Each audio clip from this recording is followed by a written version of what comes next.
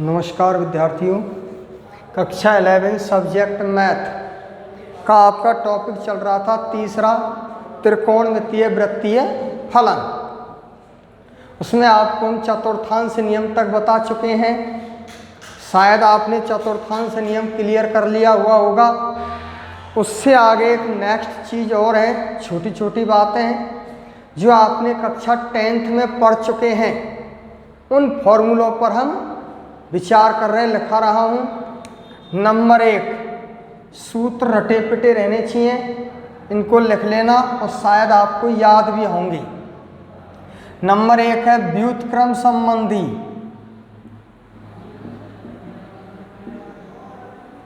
व्युत्क्रम संबंधी formula number 1, sine theta into cosec theta बराबर 1। यहाँ से साइन थीटा बराबर 1 कॉसेक थीटा, कॉसेक थीटा बराबर 1 sine theta. Number 2, cos theta into sec theta बराबर 1। भाई साइन का व्युत्क्रम होता है कॉसेक और कॉसेक का व्युत्क्रम होता है साइन, और cos theta into sec theta बराबर 1। कॉस थीटा बराबर 1 सेक थीटा, सेक थीटा बराबर 1 cos theta. Number 3, tan theta into cot theta equal to 1। Tan और कॉट एक दूसरे के व्युत्क्रम होते हैं। यहाँ से टेन थीटा बराबर 1 कॉट थीटा, कॉट थीटा बराबर 1 टेन थीटा। याद होंगे शायद। नंबर 4 इधर लिख दूं। Number 4, tan theta is equal to sine theta upon cos theta. Number 5, cot theta is equal to cos theta बटे में साइन थीटा। ठीक, अब है नेक्स्ट, इनको लिख लेना, याद होंगे शायद। नंबर 2, अब है आपके वर्ग संबंधी फॉर्मूले। वर्ग संबंधी number 2,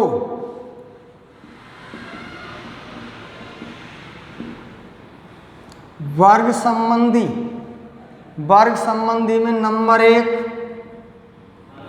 sign square theta plus cos square theta बराबर 1।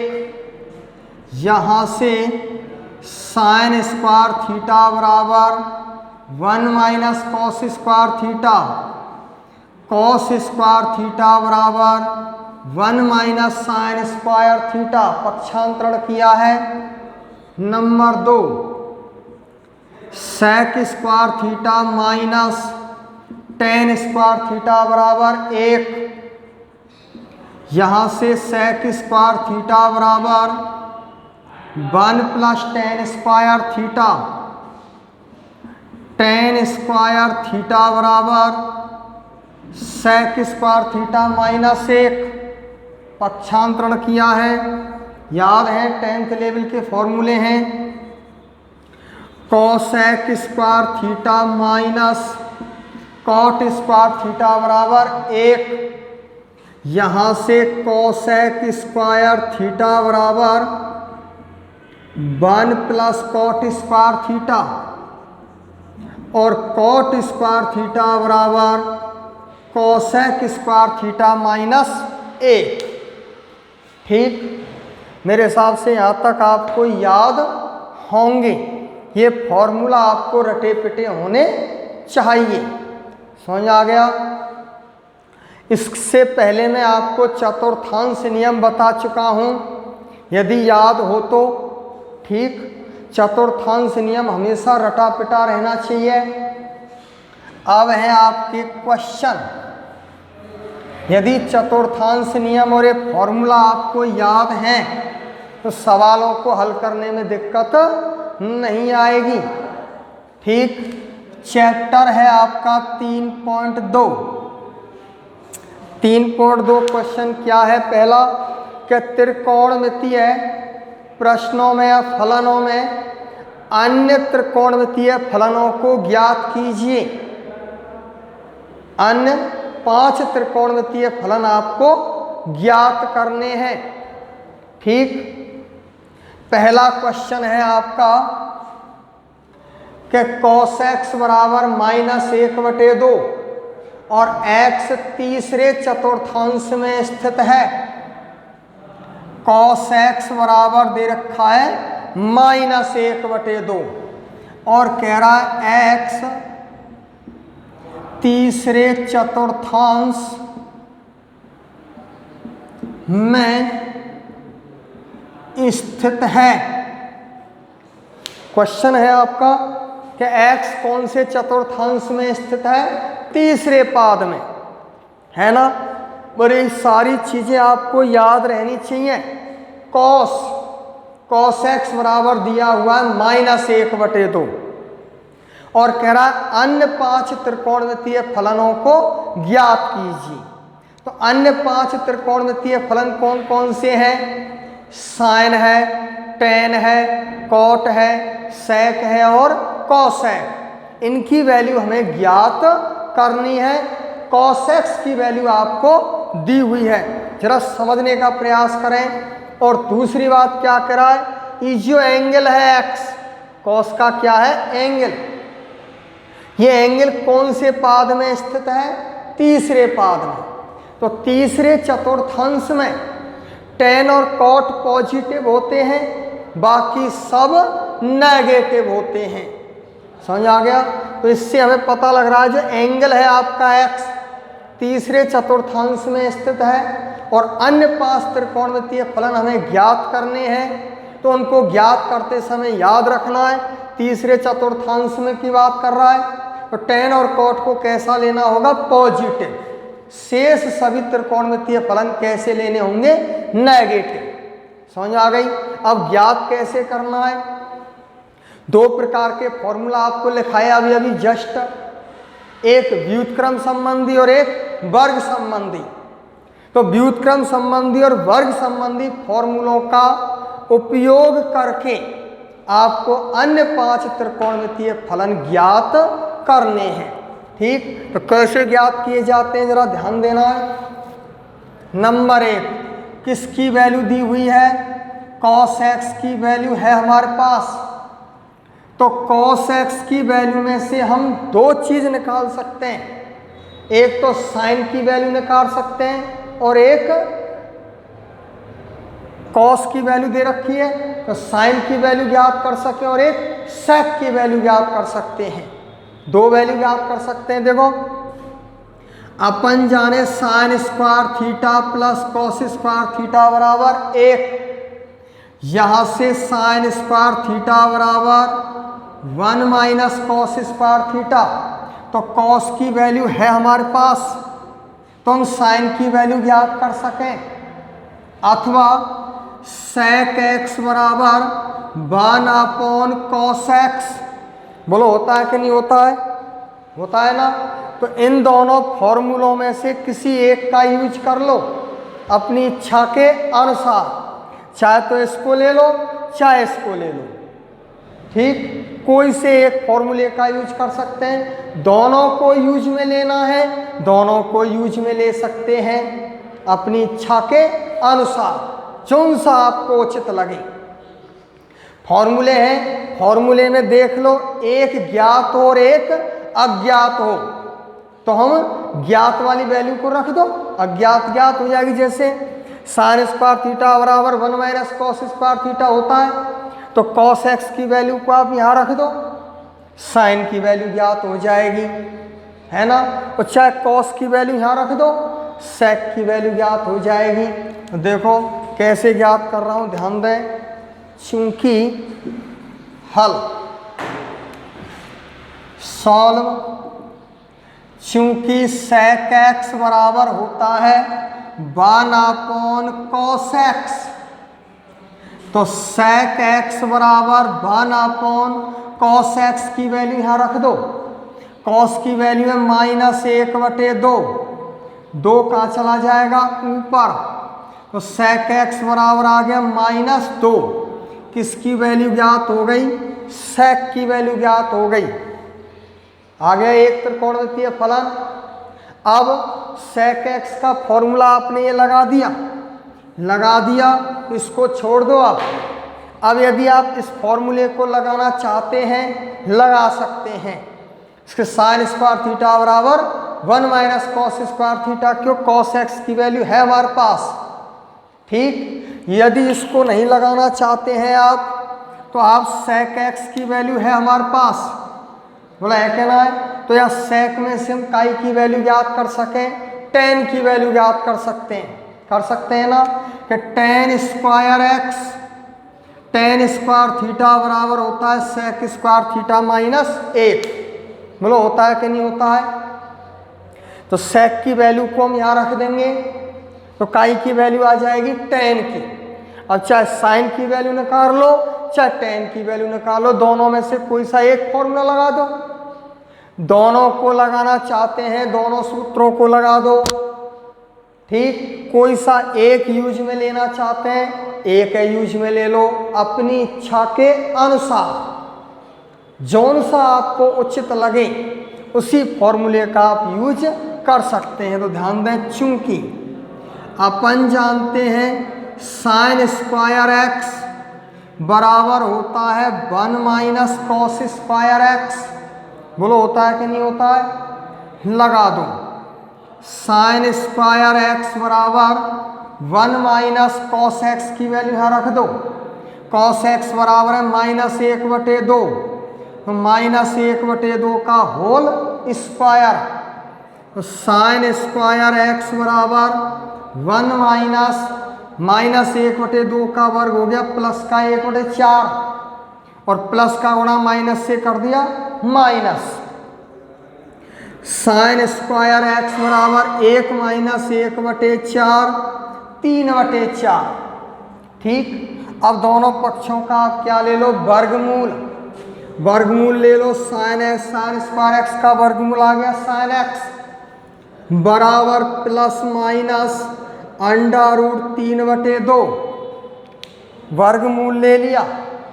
अब sin x की वैल्यू कितनी आ गई, 2, एक प्लस में और एक माइनस में।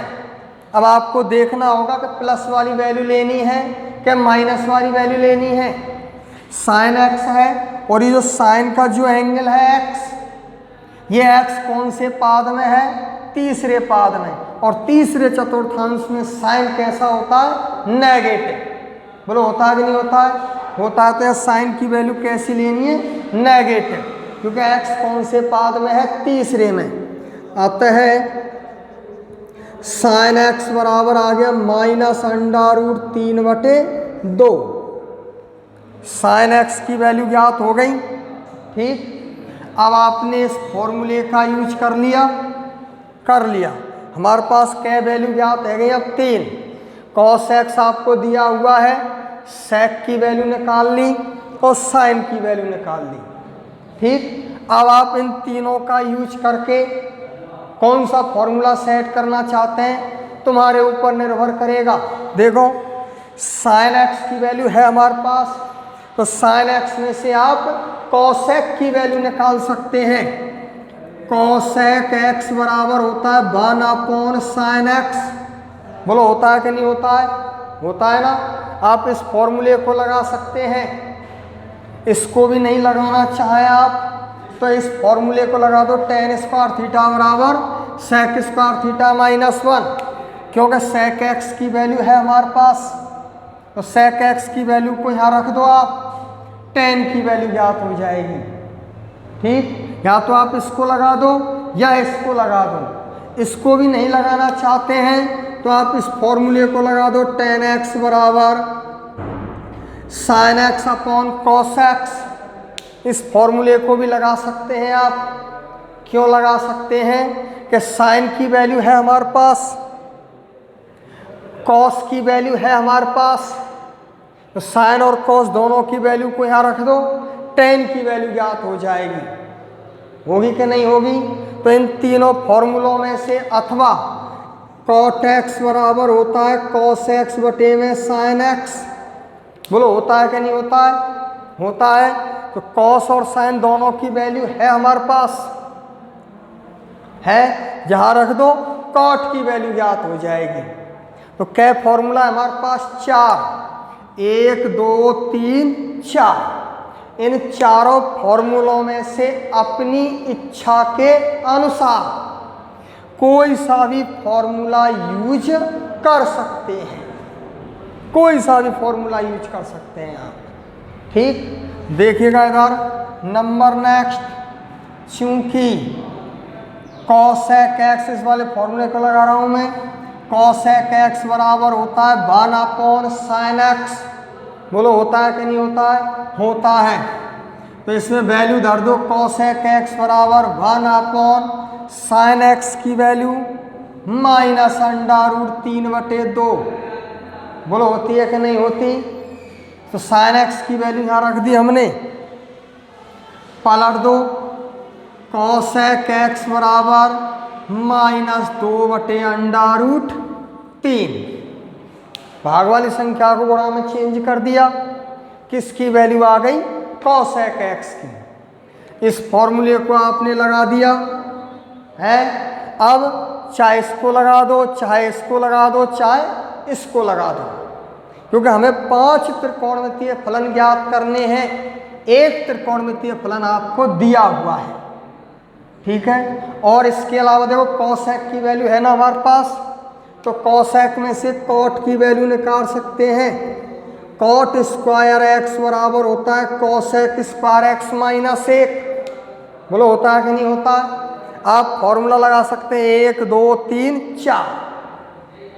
इन चारों सूत्रों में से कोई सा एक फॉर्मूला लगा दो, अपनी इच्छा के अनुसार जैसा आप उचित समझते हैं।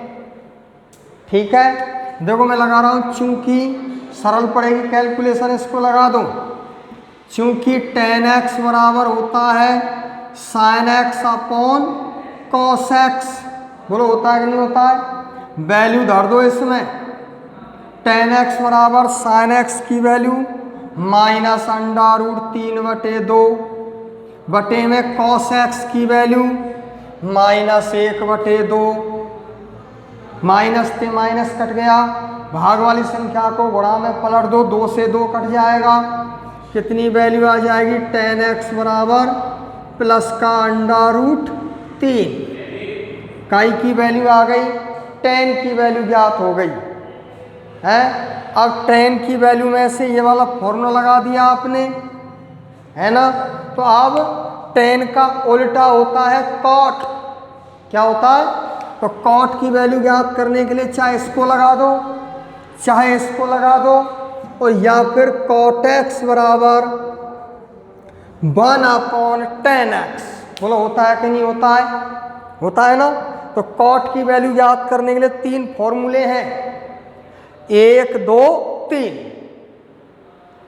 तो इन तीनों में से कोई सा भी फॉर्मूला आप लगा सकते हैं, हैं? देखो मैं लगा रहा हूं, सरल पड़ेगी, चूंकि cot x बराबर होता है 1/tan x, cot x बराबर tan x की वैल्यू धर दी √3, काई की वैल्यू आ गई, cot x की वैल्यू आ गई। ठीक, तो क्वेश्चन था हमारा कि cos x की वैल्यू -1/2 है, तो अन्य 5 त्रिकोणमितीय फलन ज्ञात हो गए, 1 2 3 4 5 है। अब लेकिन गौर यहाँ कर लेना एक बार कि x कौन से चतुर्थांश में स्थित है? तीसरे चतुर्थांश में। तो तीसरे में देखो tan पॉजिटिव, cot पॉजिटिव, बाकी शेष नेगेटिव, बोला है कि ना? शेष नेगेटिव है ना? नेगेटिव, समझ आ गई? तो विशेषकर गौर करना कि चतुर्थांश में एंगल कौन से चतुर्थांश में है, उसी के अनुसार आपको प्लस और माइनस, जो सा पॉजिटिव है उसको पॉजिटिव लेना होगा और जो नेगेटिव है उसको नेगेटिव लेना होगा। मेरे हिसाब से क्वेश्चन समझ में आ गया होगा है। और समझा दूं इस पर आधारित एक क्वेश्चन एक और समझें आप। क्वेश्चन नंबर 2, दूसरा क्वेश्चन क्या कह रहा है, किताब देखें।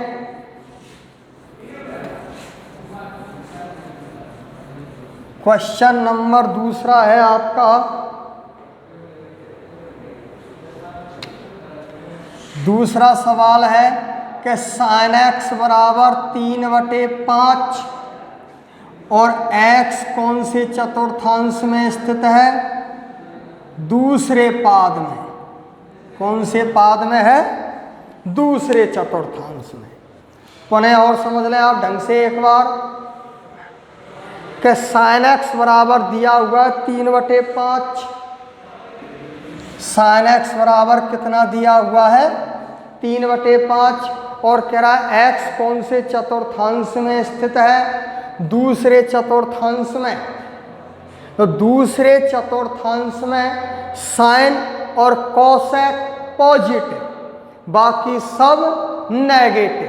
बोलो होते हैं कि नहीं होते हैं? अब वैल्यू किसकी दे रखी है? साइन की। फॉर्मूला रटे पिटे रहने चाहिए, या तो व्युत्क्रम संबंधी या वर्ग संबंधी। दो ही फॉर्मूला है जो अभी लिखाए थे मैंने आपको, उन्हीं का सदुपयोग करना अपनी इच्छा के अनुसार। कोई सा भी सूत्र लगा सकते हैं।